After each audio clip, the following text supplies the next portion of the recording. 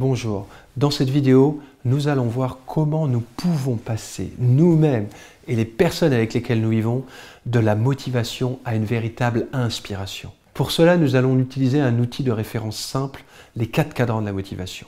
Il y a 2 axes, l'axe des gains en haut et l'axe des pertes en bas. Ça veut dire qu'on va être motivé soit parce qu'il y a quelque chose que l'on souhaite avoir, soit parce qu'il y a quelque chose que l'on souhaite éviter. Ce sont nos 2 pourquoi qui nous motivent à aller de l'avant. Ensuite, il y a un axe externe. On est motivé par quelque chose d'externe à nous-mêmes, ou il y a un axe interne. On est inspiré par quelque chose d'interne qui vient de l'intérieur de nous-mêmes et qui nous dépasse. Remplissons maintenant le cadran. Tout d'abord, il y a la peur. C'est-à-dire qu'à l'interne, j'ai peur. La personne a peur. Nous connaissons probablement tous des gens qui, dans notre environnement de travail, dans notre organisation, dans notre communauté, ont peur parfois d'aller au travail. Vous savez, la peur au ventre.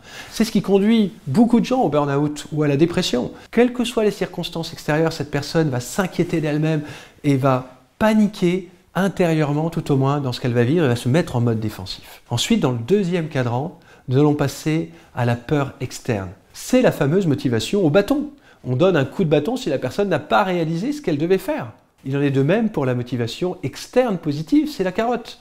Donc la carotte et le bâton sont des motivateurs externes qui ne fonctionnent, d'après une étude de Daniel Pink, qui a écrit un très bel ouvrage sur le sujet, La vérité sur ce qui nous motive. Cette motivation externe ne marche qu'une seule fois sur des tâches non routinières. C'est-à-dire que dès que vous avez besoin d'innover, d'un peu de créativité, de pouvoir engager les équipes à faire quelque chose, cette motivation externe, c'est un one-shot qui ne marche qu'une fois.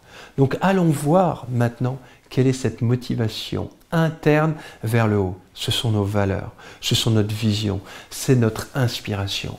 Donc allez trouver vos valeurs, votre vision, votre vibration, alignez-la comme nous l'avons vu dans une vidéo précédente et dirigez-vous ici vers votre finalité. Finalement, quand vous regardez les 4 cadrans, vous allez retrouver les stades de maturité d'une organisation.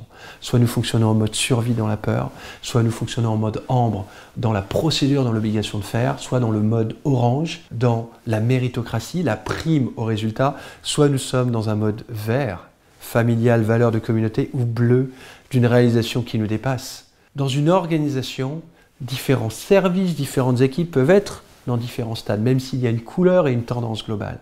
Quelle est la couleur que vous choisissez? Et comment y travaillez-vous? C'est la question que je vous pose maintenant. Pour approfondir l'inspiration encore plus, je vous invite à découvrir la prochaine séquence d'Invictus sur justement cette inspiration que Nelson Mandela va utiliser avec son champion dans le cadre de la Coupe du Monde de rugby. Merci, rendez-vous à la prochaine vidéo. Dites-moi, François, quelle est votre philosophie en tant que leader? Comment emmenez-vous votre équipe à faire de son mieux? Par l'exemple. J'ai toujours dirigé en montrant l'exemple, monsieur. Oh, c'est bien. C'est ce qu'il faut faire. Mais comment les amener à faire mieux que ce qu'ils croient être capables de faire? Ça, c'est très difficile, je trouve. Par l'inspiration, peut-être. Comment peut-on être inspiré et poussé vers l'excellence quand on n'a pas d'autre choix? Comment peut-on stimuler tout ce qui nous entoure? J'ai tendance à penser que c'est en puisant dans le travail des autres. Sur Robben Island, quand les choses allaient très mal, j'ai trouvé l'inspiration dans un poème. Un poème? Oui, de l'époque victorienne. Que des mots. Mais ils m'ont permis de rester debout quand ma seule envie était de me coucher. Mais vous n'avez pas fait tout ce chemin pour entendre un vieil homme tenir des propos qui n'ont pas grand sens. Non, au contraire, monsieur le Président. Ça a beaucoup de sens pour moi.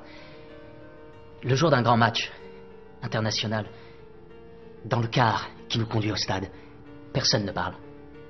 Ah oui. Tous les joueurs se préparent. Oui. Mais quand je nous estime prêts, je demande au chauffeur de mettre une chanson. Une que j'ai choisie, que l'on connaît tous. On écoute les paroles tous ensemble. Et ça nous aide. Je me souviens lorsque j'ai été invité en 92 aux Jeux Olympiques de Barcelone. Tous les spectateurs dans le stade m'ont salué avec un chant. À l'époque, l'avenir, notre avenir, semblait très sombre. Mais écoutez ce chant avec les voix de milliers de personnes venues du monde entier, m'a rendu fier d'être sud-africain. Cela m'a donné l'envie de rentrer chez moi et mieux faire. Cela m'a permis d'exiger beaucoup plus de moi-même. Puis-je savoir quel était ce chant, monsieur? Eh bien, c'était Nkosi Sikelele Africa. Un chant des plus exaltants. Nous avons besoin d'inspiration, François. Parce que si nous voulons bâtir notre nation, nous allons tous devoir dépasser nos propres attentes.